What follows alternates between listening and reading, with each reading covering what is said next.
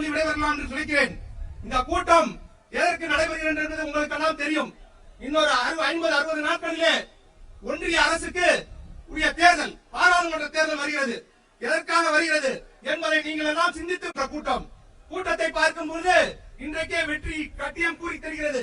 அந்த அளவிற்கு இன்றைக்கு இந்த ஒன்றிய பாரதிய ஜனதா அரசை வீட்டுக்கு அனுப்புவதற்கு எல்லாரும் தயாராகிவிட்டார்கள்.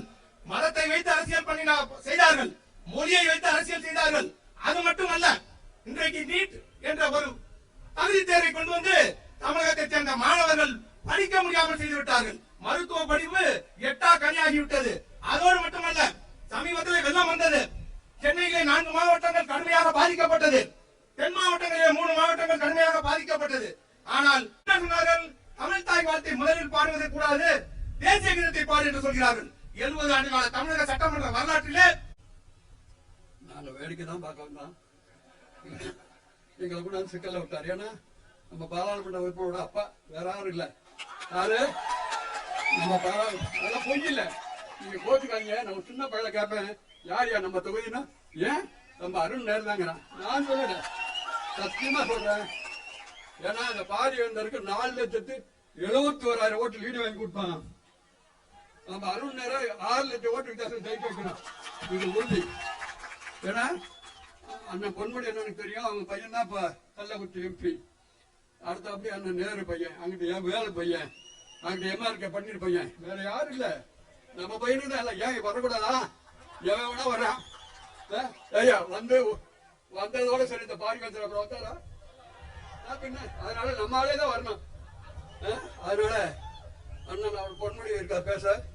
அவரு எனக்கு ரொம்ப ரொம்ப வேண்டியவர். அது மாத்திரம் இல்ல, நான் சொன்னதெல்லாம் செஞ்சாரு, பொய் சொல்லல. அதே மாதிரி அண்ணன் நேரு இருக்காரு, தம்பி ராமச்சந்திரன், எங்க மாணிக்கம், எங்க குன்ன ராஜேந்திரன். எனக்கு நீண்ட நாள் சொசைட்டில வேலை பார்க்க எங்களுடைய அமைச்சரவையிலே மிக சிறப்பாக உரையாற்றக்கூடிய அமைச்சர் அவர். அவருக்கு வழிவிட வேண்டும்.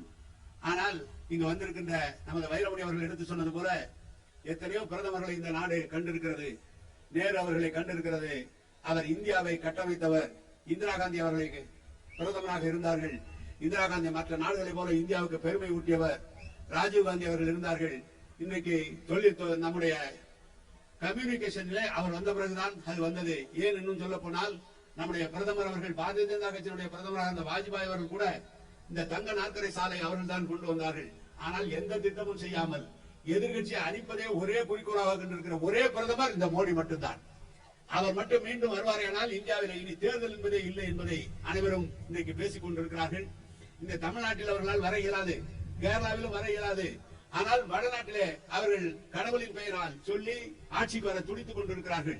எனவே அவர் பாரதிய ஜனதா ஆட்சி இல்லாத மாநிலங்களில் இருக்கிற அமைச்சர்களையும் முதலமைச்சர்களையும் அவர்கள் மிரட்டுவதும், தினந்தோறும் அவர்களுக்கு ஈடு என்றும் இன்கம் டாக்ஸ் என்றும் அனுப்பி அவர்களை மிரட்டுகின்ற பணியை தான் இன்றைக்கு செய்து கொண்டிருக்கிறார்கள்.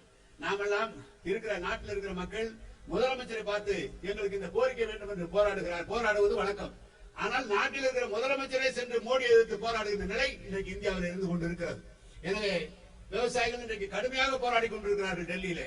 ஏற்கனவே அவர்கள் சொன்னார், அதானி ஒரு நிறுவனம் மட்டும்தான் கொள்முதல் செய்ய வேண்டும் என்று ஒரு சட்டத்தை கொண்டு வந்து ஓராண்டு காலம் 70 விவசாயிகள் இருந்து ஓராண்டு காலம் போராடி அந்த சட்டத்தை மாற்றி அமைத்தார்கள். அதை ஒத்திதான் வைத்திருக்கிறார்கள். இப்போது தன் விளைவிக்கிற பொருளுக்கு தகுந்த விலை கிடைக்க வேண்டும் என்று விவசாயிகள் போராடி கொண்டிருக்கிறார்கள். அந்த விவசாயிகளை டிராக்டரை ஆணை வைத்து டிராக்டரை பஞ்சராக்குவதும், ரோடை உடைத்து டிராக்டர் வராமல் செய்வதும், இப்படி பல வகையிலே தொந்தரவு செய்து கொண்டிருக்கிற மத்திய அரசு அதை எதிர்த்துதான் இன்றைக்கு நம்முடைய முதலமைச்சர் அவர்கள் இந்திய அளவில் ஒரு கூட்டணியை உருவாக்கி நம்முடைய முதலமைச்சர் கழக தலைவர் தளபதி அவர்கள் கூட்டணியை உருவாக்கி இருக்கிறார்கள். அதற்கு மாற்றாக பாரதிய ஜனதாவுக்கு மாற்றாக நம்முடைய ராகுல் காந்தி அவருடைய தலைமையில் அந்த கூட்டணி அமைத்து இன்றைக்கு நாம் போட்டியிட இருக்கிறோம். எனவேதான் மற்ற மாநிலங்கள் இருக்கிறவர்கள் சொல்கிறார்கள் இல்லையோ, நாம் நம்முடைய தளபதி அவர்கள் அந்த காங்கிரஸ் வர வேண்டும் என்று மிகவும் விரும்பி சொல்லிக் கொண்டிருக்கிறார்கள். இந்திய கூட்டணி வர வேண்டும் என்று சொல்லிக் கொண்டிருக்கிறார்கள். அப்படிப்பட்ட நிலையை இந்த தேர்தலில் நிச்சயமாக நான் நேற்று திருப்பூரிலே உரையாற்றினேன். இந்த நமது பொன்முடி அவர்கள் அரக்கோணம் பார்லிமெண்ட்ல ராணிப்பேட்டையில் உரையாற்றி வந்திருக்கிறார்கள். 40 தொகுதிகளிலும் கூட்டம், 40 தொகுதிகளிலும் இதே போல ஒரு பெரிய கூட்டத்தை இன்றைக்கு இந்த வெற்றிக்கு முன்கூட்டியே தருகின்ற ஒரு தளபதிக்கு தருகிற செய்தியாக இந்த கூட்டம் கூட்டியிருக்கிறது. எனவே தளபதி அவர்கள் கழகத்துடைய துணை பொதுச் செயலாளர் தலைவரோடு உரையாற்றுவார். இன்றைக்கு பேசுகின்ற இந்த பேச்சை நாளைக்கு நிச்சயமாக போனேன் பேசினேன் எல்லாம் சொல்வார்கள். அவரிடம் சொல்லுங்கள், நிச்சயமாக அவர் நீட்டிய பக்கம் பாய்ந்து வெற்றியை கொண்டு வந்து சமர்ப்பிப்போம் என்று சொல்லி அண்ணன் பொன்முடி அவர்களை உரையாற்றுமாறு அழைத்து அமைகிறேன். வணக்கம், நன்றி.